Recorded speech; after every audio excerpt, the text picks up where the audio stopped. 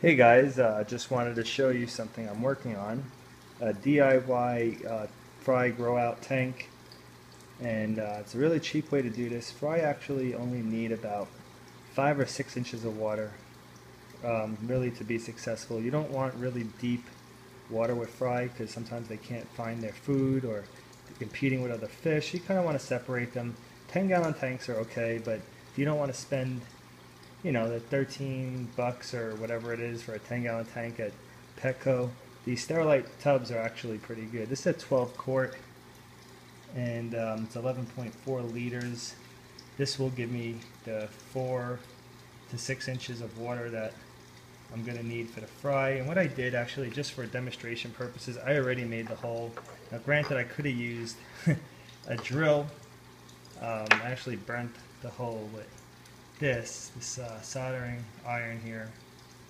Works pretty much the same. The hole is not the best hole in the world, but it's going to be plugged up with the bulkhead and the rubber, which the rubber gasket is actually bigger than the hole itself, so it shouldn't let any water out, shouldn't be watertight. In fact, I actually tested this prior to making this video, and I took it apart just so I can show you how easy it is to make this, and I will show you it working once I get my pump and everything in, and I can set it up over the tank I'm going to be doing for. So I'm actually going to be doing a 55-gallon sump with 2 grow-out tanks over it, and keep the water quality good, because water quality is very important when it comes to raising fry.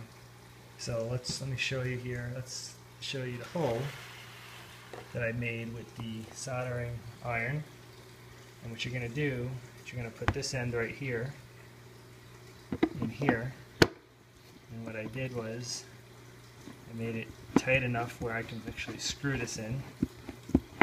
Sorry about the shaking, it's just I have a phone recording this. I don't have a camera and a tripod, and eventually I will get one, but right now it's just not going to happen. So I screwed that in and I popped it in the best I could. This is a nice seal right here. And also, you have your other end. Okay.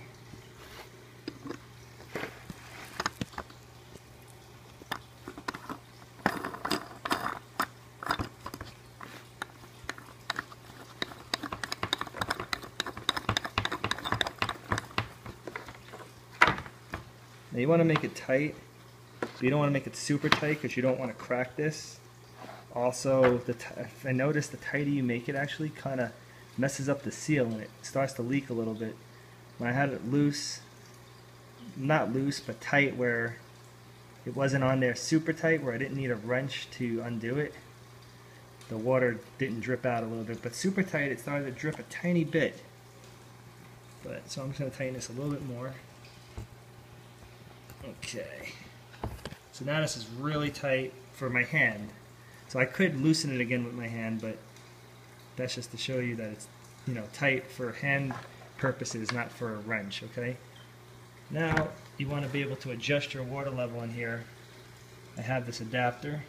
Okay, this will go, if I can find it, there we go, in here. It's all PVC. I'm sorry, it's really hard to do this with one hand.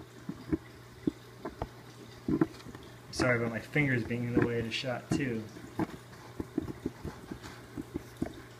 Okay, so I'm just going to tighten this, and I'm not going to tighten this all that tight either, because technically I want to be able to adjust the water level. So if I want it really high, I keep it there.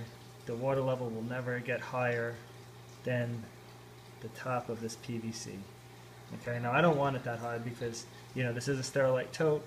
Even though this one I filled up pretty high and it doesn't really boat out bad, it does bow a little bit, and I don't want it that high, so I'm going to want half of that. Sorry about that, that's my dog. My wife is going home. So I want my water level around there.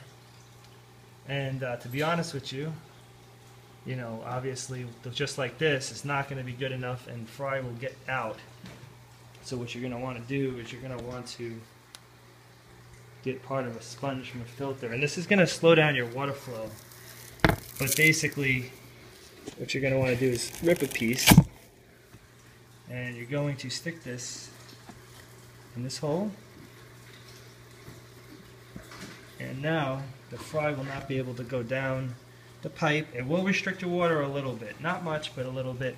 So you want to be careful. You want to test your flow of water so you don't overflow these tubs. But that's pretty much it, guys. And once I have this working, I will actually show you how it works. Hopefully in the next couple of days I get my pump. If not, definitely by next week you will have that video.